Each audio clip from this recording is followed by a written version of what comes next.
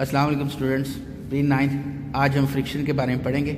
आज का हमारा टॉपिक फ्रिक्शन का है। The force that opposes the motion of the moving object is called friction. वो फोर्स जो मूविंग ऑब्जेक्ट की मोशन को अपोज करती है, उसकी मुखालफत करती है, उसको फ्रिक्शन कहते हैं। इसके लिए बेटा ये है कि दो सर्फेसेस जब आपस में घसीटा जाता है एक सर्फेस को दूसरे सर्फेस के ऊपर, तो दोनों के दरमियान फोर्स ऑफ फ्रिक्शन की वजह से फोर्स ज़्यादा लगानी पड़ती है।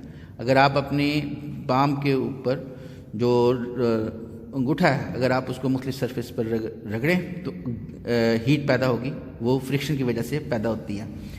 इसके अलावा कोई से भी दो सरफेस जो हैं वो आपस में स्मूथ सरफेसेस भी वो स्मूथ नहीं होते, उनके दरमियान गूज और बम्प्स होते हैं। अगर आप मैग्नीफाई व्यू देखें दो स्मूथ सरफेसेस का, तो आपको उसमें गैप्स और कॉन्टैक्ट्स नज़र आएंगे। ये जो कांटेक्ट पॉइंट्स हैं दो सरफेस के दरमियान, इनको कोल्ड बेड्स कहते हैं। और ये कोल्ड बेड्स जो हैं ये सरफेस स्लाइडिंग सरफेस में रेजिस्ट करते हैं।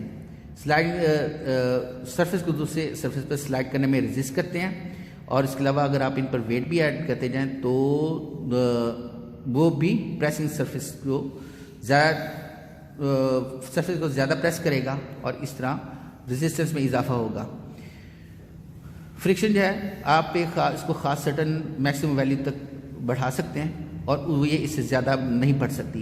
ये जो मैक्सिमम वैल्यू है ये फोर्स ऑफ लिमिटिंग फ्रिक्शन कहलाती है और ये normal reaction of the surface, दो सरफेस के दरमियान नॉर्मल रिएक्शन पर डिपेंड करती है। अब जो रेशो है फोर्स ऑफ लिमिटिंग फ्रिक्शन और normal reaction R of the surface, ये जो रेशो एक कांस्टेंट है, इस कांस्टेंट को कोफिशिएंट ऑफ फ्रिक्शन के नाम से पुकारे जाते हैं। इसको रिप्रेजेंट करते हैं म्यू से। म्यू जो है एफ एस ओवर आर के बराबर है और फोर्स ऑफ जो लिमिटिंग फ्रिक्शन है उसका वो is equal to mu R के बराबर है। और अगर ये जो एम जो है वो किसी सरफेस का, किसी ऑब्जेक्ट का मास हो जिसे आप स्लाइड कर रहे हैं, तो वो इसका जो रिएक्शन जो है वो एम जी के बराबर हो जाएगा और एफ जो है म्यू एम जी के बराबर हो जाएगा। बेटा फ्रिक्शन जो है वॉक करने के लिए ज़रूरी है, वॉक करने या रन करने की ज़रूरी है, क्योंकि जब हम पाँव से ज़मीन को पीछे की तरफ दबाते हैं, ज़मीन की फ्रिक्शन जो है हमारे पाँव को अपनी जगह पर जुबाए रखती है और ज़मीन रिएक्शन के तौर पर आगे फोर्स लगाती है, जिससे हम आगे भागते हैं, दौड़ते हैं। गीले फर्श पर या गीले रोड पर चलना इंतहाई ख़तरनाक है, इससे फिसलने का खदशा होता है। अब आज बेटा फ्रिक्शन की एक टाइप है रोलिंग फ्रिक्शन। अब हम उसके ऊपर आते हैं। जब एक पहिए के ऊपर आप उसके एक्सेल पर फोर्स लगाएं, फोर्स आगे की तरफ चलती है और जो इसके जो कांटेक्ट पॉइंट है व्हील का ज़मीन के साथ, उसके ऊपर ज़मीन जो है वो अपोजिट डायरेक्शन में फोर्स लगाती है। इस तरह पहिया रोल करता हुआ आगे चलता है। यही वजह है कि जो रोलिंग फ्रिक्शन जो है वो स्लाइडिंग फ्रिक्शन के मुकाबले में बहुत ही कम है।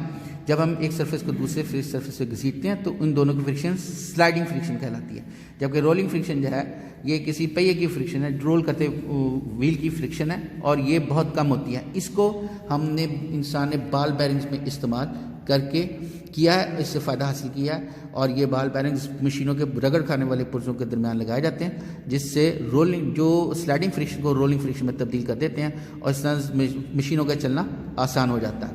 इसके अलावा बेटा ये इंतहाई ख़तरनाक है कि आप गीली ज़मीन पर, गीले रोड पर आप गाड़ी चलाएं, क्योंकि रोड और टायर के दरमियान फ्रिक्शन बहुत कम हो जाती है और इस तरह स्लिपिंग का खदशा बहुत ज़्यादा हो जाता है। इसके लिए किया ये गया है, इसको रोका इसलिए गया, इस तरह गया है कि टायरों के ऊपर उनकी सरफेस पर थ्रेडिंग कर दी जाती है।